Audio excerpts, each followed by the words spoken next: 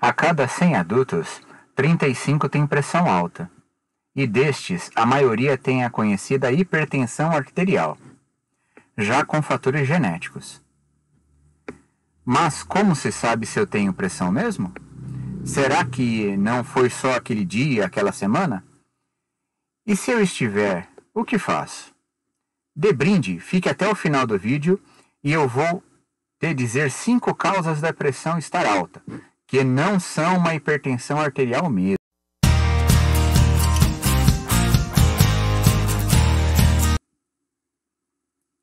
Atenção! Isto não é uma consulta. Diagnósticos e tratamentos só podem ser feitos pelo seu médico após uma visita em que ele verá a sua história e irá lhe examinar. A intenção deste vídeo é meramente educativa. Mas o que é pressão alta? As artérias e veias são caninhos que transportam o sangue, e esses caninhos são elásticos. Então, se você forçar mais sangue dentro deles, ou fazer força para empurrar o sangue, elas vão aumentar de diâmetro, inicialmente, e depois diminuir empurrando o sangue. No caso do nosso corpo, o principal componente que empurra o nosso sangue é o coração. Ele se enche de sangue quando relaxa e bombeia o sangue para frente quando contrai. Esse é o tum-tum que sentimos quando ele está batendo forte, após uma corrida ou uma crise de ansiedade. E como eu sinto que estou com pressão alta? Dor de cabeça? Aquela atrás da nuca, tontura, pernas pesadas ou inchadas? Aperto no peito? Não precisa de nada disso. Simplesmente você pode estar bem, rindo, com seus filhos e netos, e a pressão alta está lá, silenciosa, e machucando o seu corpo por dentro. O único modo de saber realmente é medindo a pressão. Para medir a pressão, se usa classicamente o aparelho de pressão e o estetoscópio. Estetoscópio é aquilo que o médico usa para ouvir o seu coração e pulmão. Mas para facilitar nossa vida, nós temos aparelhos de pressão que não precisam do estetoscópio do médico. Eles medem só colocando no braço ou no punho. Abaixo deixei links tanto do de braço quanto do de punho, que funcionam muito bem para mim da GTEC. Mas atenção, não aferir a pressão com pilhas estando fracas. E tem uma marca do aparelho que você deve deixar numa posição específica. Geralmente essa setinha aqui, do aparelho do lado esquerdo. Veja nas figuras desenhadas no manual deles. No de braço, você deve deixar a marca na parte da frente do braço, mas não no centro, um pouquinho para o meio. Mais perto do coração. Preferir o braço direito se possível. Assim tem gente... Aliás, preferir o braço esquerdo se possível. Sim, tem gente com fístula para fazer hemodiálise ou várias outras doenças em que seria melhor usar o braço direito. Quando for medir, apoie levemente seu braço sobre a mesa ou em uma cadeira, pois só de ficar tremendo ou contraindo os músculos pode enganar o aparelho e dar uma medida errada. Outro detalhe importante é muito comum você medir 2 vezes a pressão e dar 2 números diferentes. Só não podem ser muito diferentes um do outro. Veremos mais adiante. Mas e as medidas? Quais os números certos? Aqui tenho que te contar uma coisa. Aquilo que falamos de 12 por 8 ou 14 por 9, na verdade se diz 120 por 80 ou 140 por 90. Tem mais números. Então, quando alguém te disser que a pressão dela é 16 por 9, você deve entender 160 por 90. Isso porque elas são medidas em milímetros de mercúrio. Se você forçar a memória, vai se lembrar do aparelho do seu médico ou farmacêutico antigamente. Ele tinha um líquido prateado que subia quando ele bombeava para aferir a pressão. Aquilo era mercúrio. Mas e os números que garantem sua saúde? Os tradicionais e que servem para a maioria das pessoas é estar abaixo de 140 por 90, nem que seja um 139 por 89. Se estiver certinho em 140 por 90, já pode ir tirando o sal da comida, já não é o que queremos. Um conselho a mais: esses números estão mudando e tendem a ficar com 120 por 70. Por que isto? Os estudos mostram que ficar com esses níveis de pressão faz a pessoa ter mais anos de vida. Mas tem situações especiais. Uma importante é para os diabéticos. Para serem saudáveis, quando a pressão, o alvo deles, não é abaixo de 140 por 90. É abaixo de 135 por 85.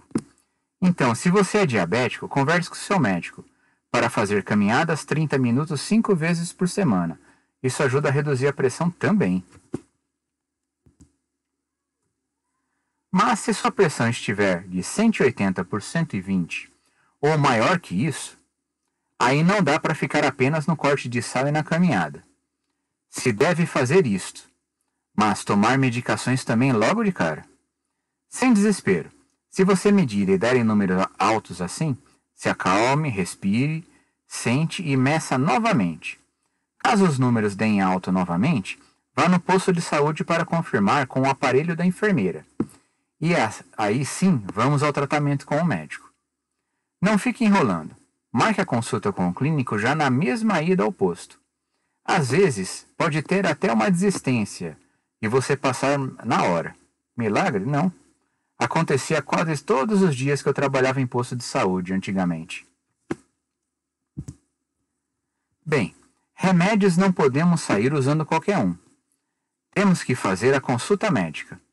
Mas o que você pode fazer por nós mesmos? A ideia é ter uma vida saudável. Já serve para o tratamento, mas também para uma prevenção, para vivermos por mais tempo. Uma caminhada leve, sem correr, sem subidas e descidas, nem carregar nenhum peso já ajuda bem. Faça isso 5 dias. Por semana, 30 minutos cada vez. Mas respeite seu corpo. Vá na velocidade que você se sinta bem e pode parar para descansar e continuar quantas vezes forem necessárias. Outra coisa é diminuir o estresse. Eu sei, é fácil falar, difícil fazer, mas vale o esforço. Sente com um bloco de notas e veja o que dá para ajudar na sua vida. Arrumar a casa menos vezes por semana? Parar de assistir o Datena? Assistir filmes divertidos? Faça a lista, que você consegue e execute. Peça ajuda às pessoas que você conhece, ou no posto de saúde, se for o caso. Essa você já sabe. Deixe o cigarro de lado. Faça uma conta. Se você fuma um maço de Marlboro por dia e parar, ao final de apenas 1 ano, você terá mais de R$ 4.000 sobrando para fazer o que quiser. Com um valor desse, dá até para viajar e já ajuda no estresse. Então, fora cigarro. E na cozinha, o que fazemos? Olha, só temos direito a uma colher de chá, aquela pequena mesmo. E rasa, sem formar aquele montinho em cima. Uma colher de chá rasa por dia. A comida vai ficar sem gosto? Vai. Mas acostumamos com o gosto em cerca de 3 meses. Já faça a comida sem o sal. E deixe o saleiro longe. Quem puder colocar sal na comida na sua casa, vai com um prato na sala, coloca o sal e volta para a cozinha. Em 6 meses, isso vai abaixar sua pressão. No assunto cozinha, também a ideia é perder peso. A obesidade aumenta sua pressão e só o fato de ficar magro já ajuda até a te curar. E o monitor de pressão em casa mesmo, com aqueles aparelhos que falei antes, dá para medir todo dia. Faça uma tabela do dia, a hora e o resultado numa folha e mostre para o seu médico na próxima consulta. Vai ajudar mais que a medida dele no dia que você for. Além disso, meça a pressão das outras pessoas, em casa ou no trabalho. Encoraje elas a medir a cada 6 meses. Caso não sejam hipertensos, tem muitas pessoas que medem no trabalho ou na igreja e cobram R$ 2 por medida. Ajuda até no seu bolso também. E as consequências? Bem, Elas não costumam acontecer no mesmo dia em que você começou a ficar hipertenso. Costumam surgir anos e anos para frente. E são várias, e colocam sua vida em risco. A primeira e mais famosa é o infarto do coração. Os sintomas clássicos são a dor no peito em aperto, que se espalha para o braço ou pescoço, junto com ânsia de vômito, suadeira, e essa dor piora se você caminhar ou fizer esforço. Caso sinta isso, o negócio é ir direto para o pronto-socorro, na hora. Mas não se engane, os sintomas podem ser bem diferentes. Prevenção. Consulte seu médico anualmente no mínimo. Derrame. É o AVC, que quer dizer acidente vascular cerebral. Ele também é um infarto, só que ao invés do coração ele pega o cérebro. E além do risco de vidas, tem uma possibilidade de sequelas, que podem ser várias. Perda de parte da visão ou enxergar duplo, perda de força numa metade da boca, perda de força no braço, perda de força na perna, incapacidade de falar e até de entender o que os outros falam. São centenas de possibilidades de sequelas. Não corra o risco.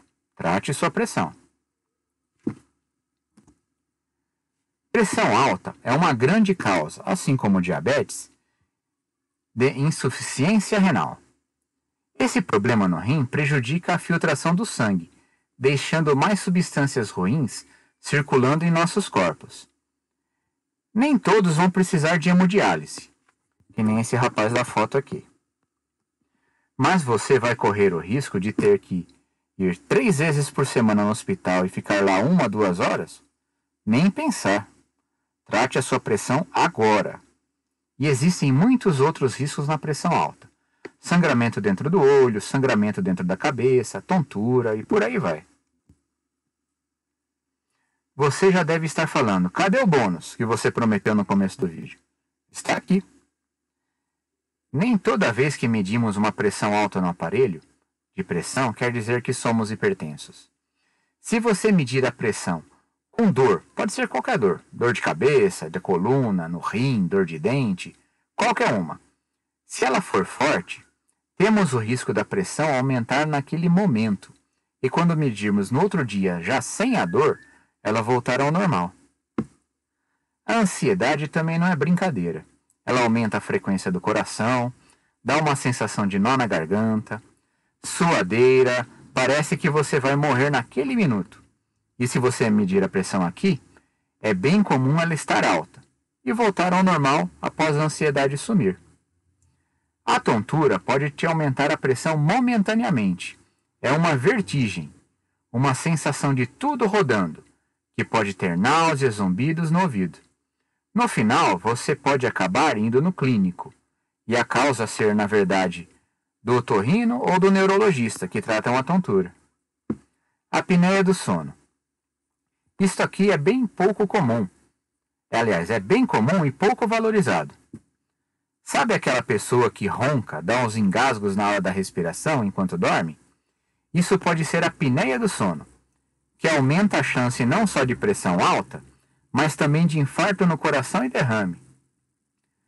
Caso esteja desconfiada disto, deixarei o telefone de uma clínica na descrição desse vídeo, que deixa você montar o aparelho na própria clínica e ir dormir em casa. No dia seguinte, você leva o aparelho lá na clínica e já descobre se você tem mesmo esse enorme risco da apneia. A obstrução na artéria renal também precisa de exames para diagnóstico. O mais comum é o ultrassom Doppler. Fale com seu médico sobre essa possibilidade. Eventualmente, ele pode sentir um barulho parecido com um sopro no ritmo do coração ao ouvir sua barriga. Depois disso tudo que eu falei, você vai usar, né? Prevenção em atitude. Não adianta nada saber de tudo e sem trabalhar para você mesmo. Qualquer dúvida, deixe nos comentários. Melhoras e até a próxima!